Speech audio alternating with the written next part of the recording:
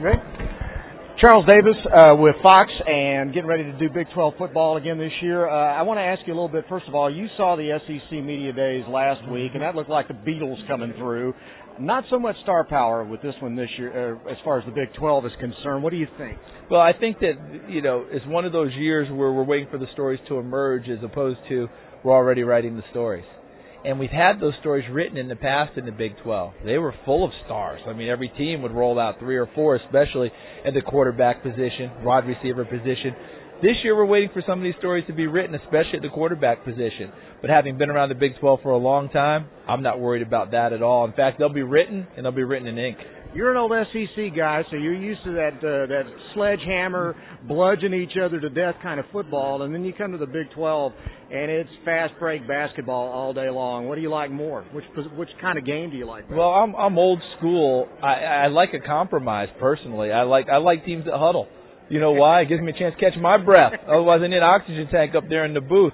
But the Big 12 brand of football is fun. It's exciting. And I'm not sure that they're mutually exclusive, because if you go back and look at the SEC now, you're seeing a lot more of the fast break football coming into play now. If you go back to the Cotton Bowl, Texas A&M used to be a Big 12 team. They're 1 year in the SEC, and people are having trouble slowing them down.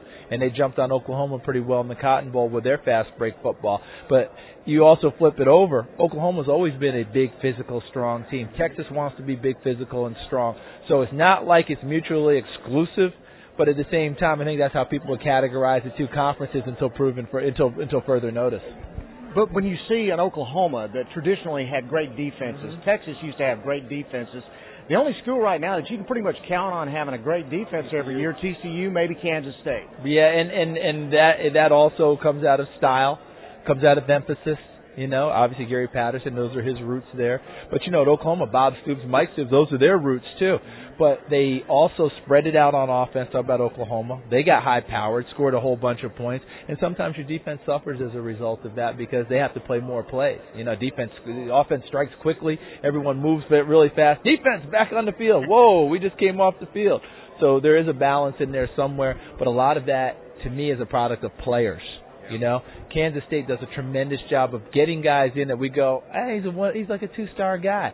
And by the time he's done, he plays like a 5-star guy. They don't just have them there, they develop them. And that's what all teams are trying to do. You just hit on something, because that's been a complaint with the Texas program over these last 2 or 3 years. They always get the top 5 recruiting class, and yet it hasn't seemed to pan out that way. Is that a case of misevaluation of players, or is that not coaching them up? What is your opinion on the state of the Longhorn program? Well, I think that for some of us, I view the recruiting, I think a lot of people do a great job of evaluating kids in recruiting. But I also think that sometimes those stars can be misapplied to kids. Some kids develop right away and never get any better. They just level right off. Some kids who we put, I don't know about him. Well, he's developing at the proper rate, so by the time he gets done, he's now a 5-star. So there's a balance in between. I think that for Texas, the biggest problem they've had has been quarterback. They've missed or haven't gotten the play from quarterbacks that they've needed, and that probably would have put them over the top in a few situations. Just haven't had it. So we'll see how it goes. I know they've been talking about 2014 kind of being the season of the Longhorn. I think secretly they feel like 2013 they can make a pretty good run too. Well, we've got so many people coming back this year. They got 19 and a quarterback who has played fairly well for them in certain situations, David Ash. So he's one of the more experienced guys coming back. I think they'd like to see if they could capitalize on that. One of the things I've read is that they lack identity right now. What do you think Texas's identity is? I think it's emerging. Because, remember, they've gone through different coordinators now. They've gone from Bryan Harsin now to Major Applewhite.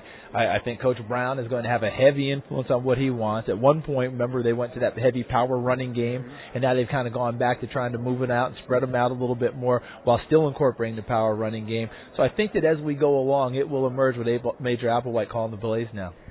Not one of the teams in the conference is in a top 10 preseason poll, and yet you've got 6 teams that have got first-place votes in this thing. Obviously, a very balanced league.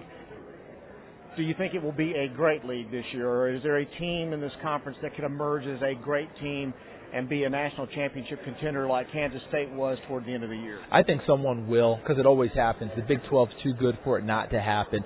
We'll find out as these stories get written, as each week goes along, who will emerge as that team. It always happens. And guess what? By the end of the season, there's no one in the top 10 now. I wouldn't be surprised if 3 are in the top 10 when it's all said and done. Now, you were in the SEC back in the 80s, and I got there, and I remember going on SEC Media Days back in 88 or so, when the only rock star coach was Steve Spurrier. Right. When he walked in the building, everybody took a look around. And obviously now that's the case where you got everybody in the SEC has got a rock star coach.